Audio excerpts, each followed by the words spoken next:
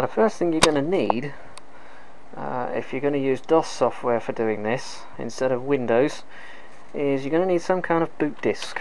Now I managed to dig out my old Windows 98 boot disk, and thanks to a certain proprietary CD-DVD writing software package, I managed to make a boot CD out of it, so I can actually boot most of the modern boards into true DOS using this disk.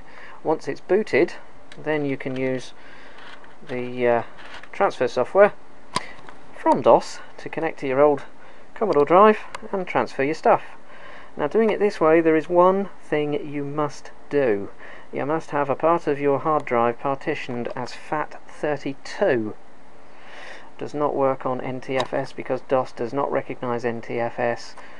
At least this version of DOS doesn't recognize NTFS. There are versions of DOS that do. If you want to use NTFS partitions on your drive, you must use a boot disk that supports NTFS mounting. That being said, let's boot her up. I'll be using something called Star Commander software, only because A, it's free, and B, I'm familiar with it. Let's see if she works.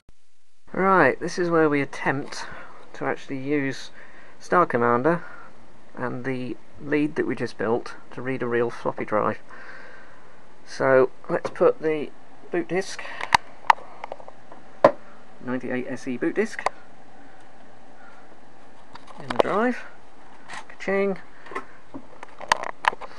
And then what we do is we start, turn off, and restart.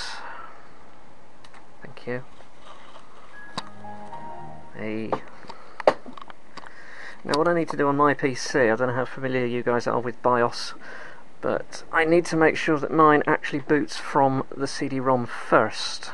I disabled the option on this board to start with because it takes such a long time for my BIOS to decide there's no CD in the drive.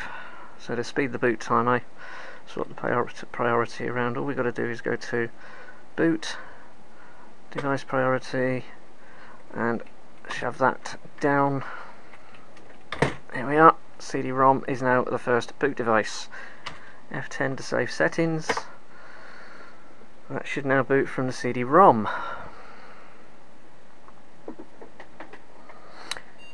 Beep, happy beep. Nice motherboard this one, I can highly recommend it. Plug. Right. We don't need CD-ROM support. And for those of you that are curious, the 98 SE boot disk does not support SATA CD-ROMs.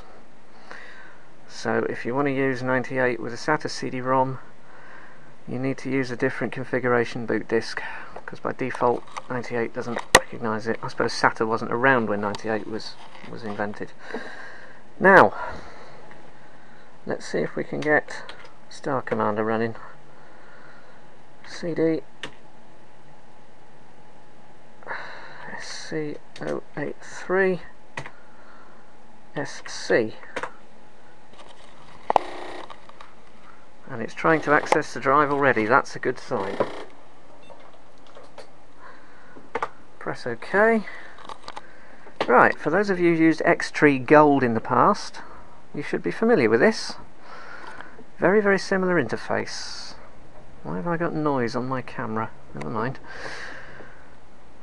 So what we need to do, we need to pull the menu up at the top, we need to go down, and I've now put a disk in the drive. Let's try and reread it. And it's not having it. So what we need to do, right, let's try that again.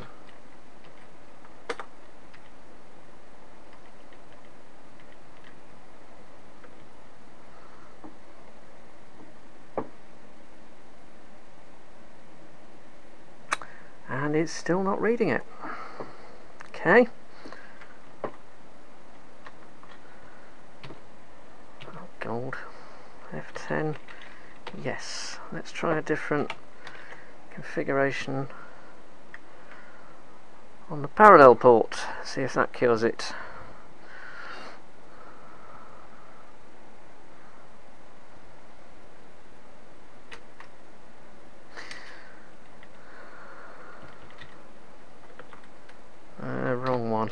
motherboard devices, idiot.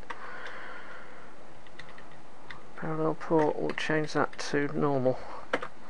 See if that makes a difference.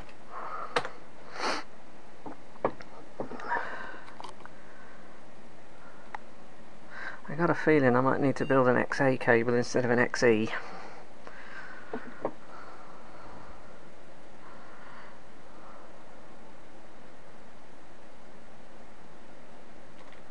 I don't need CD-ROM support, thank you.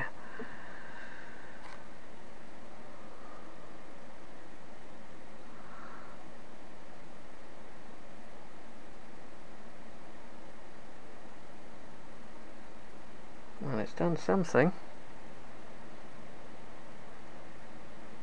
There we are. C. CD SC083 SC.